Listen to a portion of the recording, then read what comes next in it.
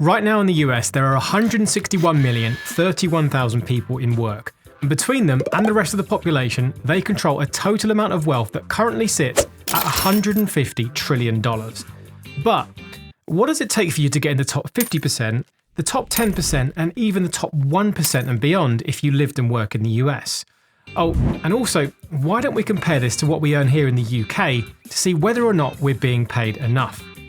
In the video, we're not only going to look at how much you need to earn at a job, but more importantly, I want to know what you need to be worth in the US to be considered rich. Okay, so let's get straight into the numbers. Now, there are going to be a lot thrown around here, and I'll try my best to make them as simple as possible because it's easy to mix up things like household income, personal income, and salaries. Also, everything I talk about will be based on pre-tax income, and we can touch on taxes a little bit later in the video because this is very different in the US from the UK. First, let's talk about what it takes to get you right in the middle. How much do you need to earn to be bang in the middle and right on that 50% mark? Here goes. For employees in the US, the average salary of all workers is $46,001. And then here's another interesting one. If we take just the full-time workers from that group, this then jumps up quite a bit to $57,200.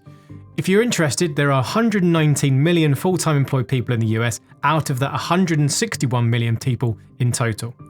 Now, comparing this to the UK, in the video I made not too long ago, here is where we stack up.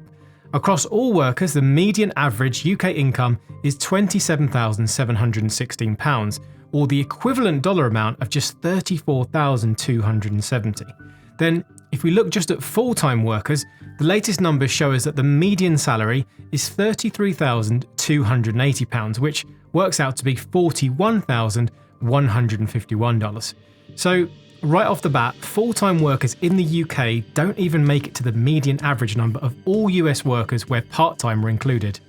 Not a great start. Now, moving up the chain, here's the data you all wanted to see. If you now want to play in the big leagues, what would you need to earn to be in the top 25% of people? In the UK, our salary required is £40,920, or in dollars, that's around $50,631. For some perspective, that would be a paycheck of $4,219 before any taxes. Over in the US, here is where things start to get pretty interesting. The figure you need to get paid is $80,002, which is more than 50% increase when compared to here in the UK. Ouch. Moving on up to the next two categories, here's where you should definitely have a guess before you listen to the answer. What do you need to earn to be in the top 10%? Personally, from a UK standpoint, I always thought it was more than the real numbers, so I'd love to know if anyone from the US also thinks the same once they see this next part. Here in the UK, you need £62,160, which in dollars is around $76,392, or per month before tax, $6,411. Across the pond, you need to earn $132,626 to get into the top 10% of earners. That's honestly what I thought it would take for a UK earner to get. Another huge difference when compared to the UK. But what about the top 1% of earners? Can we redeem ourselves here in the UK? Probably not, to be honest. Okay, here are the numbers. For the UK, as a reminder, you need £175,416 to be in one of the elites. In dollars, that works out to be $216,807. Now, over to the US. The figure you need is almost double that, $401,622. I'd love to know if you think that this is a lot of money or not, and if this was more or less than you thought, so don't forget to let me know below. Just for some more context on these figures, the latest data from the Bureau of Labour Statistics also tells us that the highest incomes are earned by people aged between 35 and 64. So don't stress out too much if you're a bit younger and don't think you're making enough. In fact, the average income peaks in the 45 to 54 age category, which is very different when you look on social media and you think everyone is a millionaire and should be driving a Lambo before they get to 21.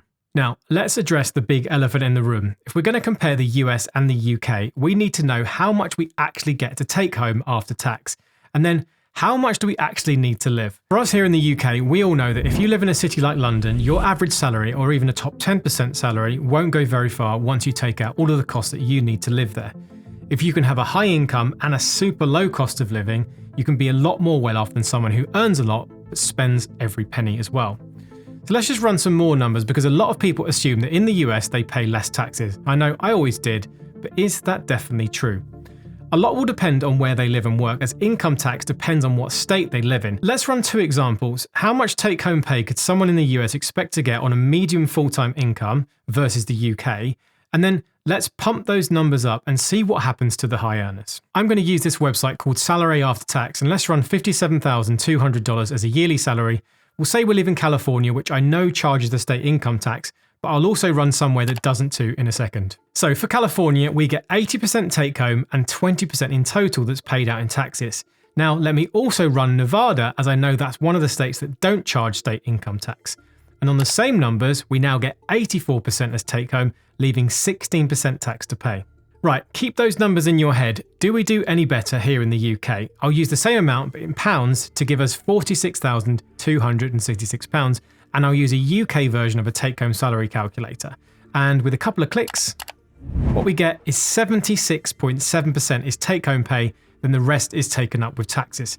So our friends in the US are quite a bit better off in both what they make and what they take home. One final thing to ask though is, how do they tax the high earners? In the UK, once you earn over 100k, you lose £2 of your tax-free allowance for every £1 you earn over. So let's just quickly run an example for a high earner to see what the differences are. If we say you earn $130,000, which is about $160,000, here's what you pay in taxes here in the UK. It's going to hurt, I can already tell.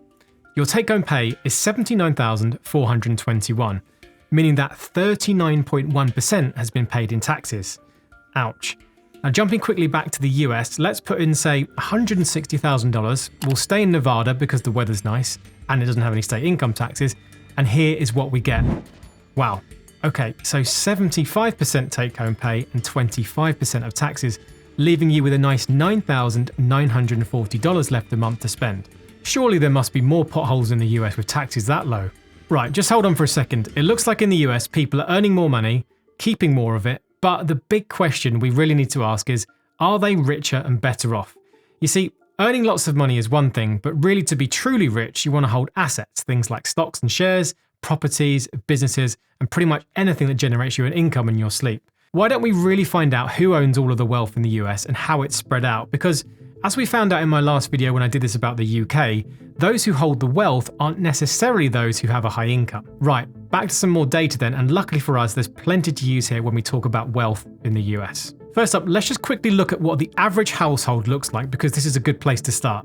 According to data from the Federal Reserve back in 2019, the average household net worth per family was $748,800. At first look, you might think, hold on, that seems way too high. I'm nowhere near that. How are they getting those figures?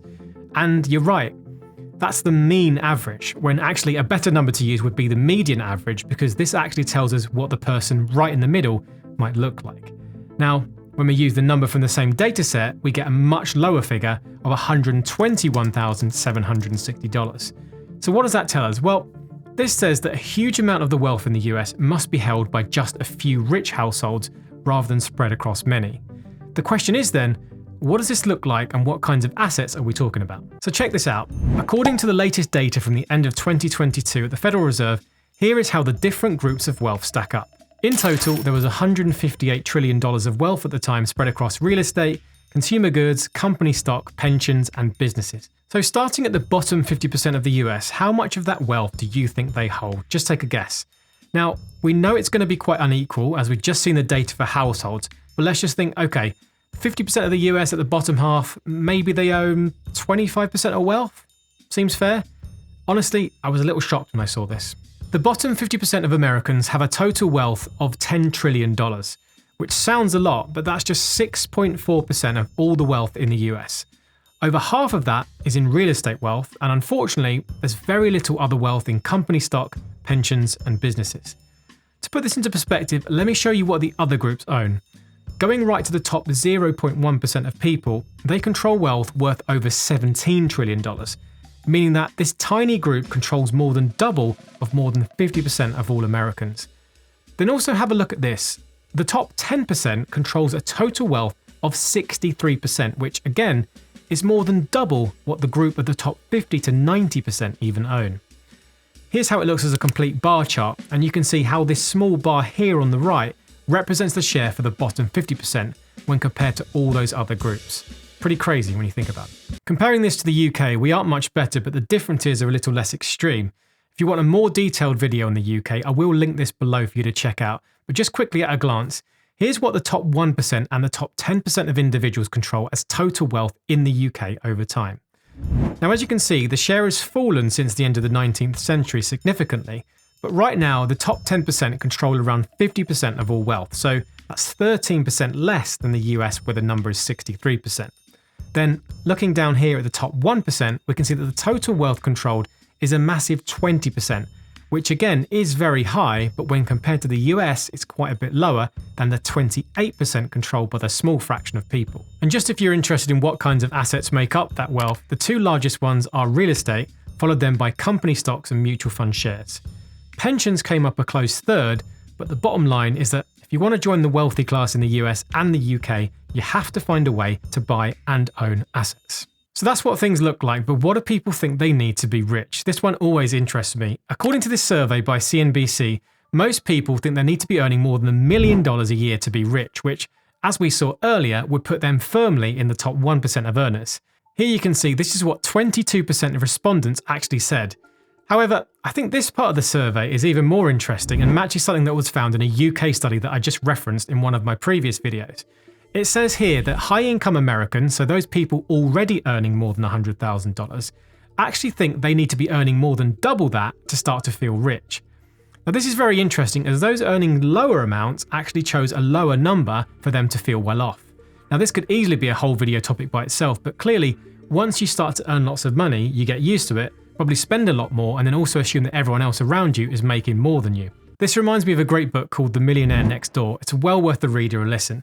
It's a study of many millionaires across the US a couple of decades ago now, but the main takeaway for me is that many of those people who have a lot of wealth and might be considered rich aren't the same people who spend all of their income on the latest sports cars, big houses, and multiple foreign holidays.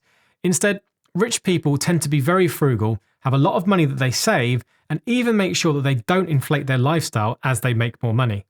They prefer to invest their money into assets rather than liabilities, which just lose money over time. And in fact, for some of the wealthiest people they interviewed, you would have never known they had so much wealth as they didn't wear nice clothes or expensive jewelry. So does this change what you think it means to be rich in the US? It's a tough question as it's such a big country and there are so many variables, even more so here in the UK. MIT put together what they think is a livable hourly wage for each state, and as you can see, it varies massively, all the way from DC and Hawaii needing $22 and $23 an hour, down to South Dakota and Wyoming, where you can have the same quality of life for 40% less at around $15 an hour. The UK is very similar, as high-income cities like London also cost a lot to commute into, buy housing, or even just survive, so high incomes can easily be eaten up by high costs. Now, this is where I hand the video back to you. I'd love to know in the comment section what you think about what you just heard, and what do you think you need to be rich in the US? Do you consider yourself rich? And finally, were you shocked by any of the data, and do you actually now feel better off than you did before? I can't wait to see them below. Anyway, if you haven't already seen my video dedicated to the UK, don't forget to check that one out here. I'll leave that one on screen now. Please do like the video and subscribe if you want to see more videos like this on this topic. And as always, happy investing.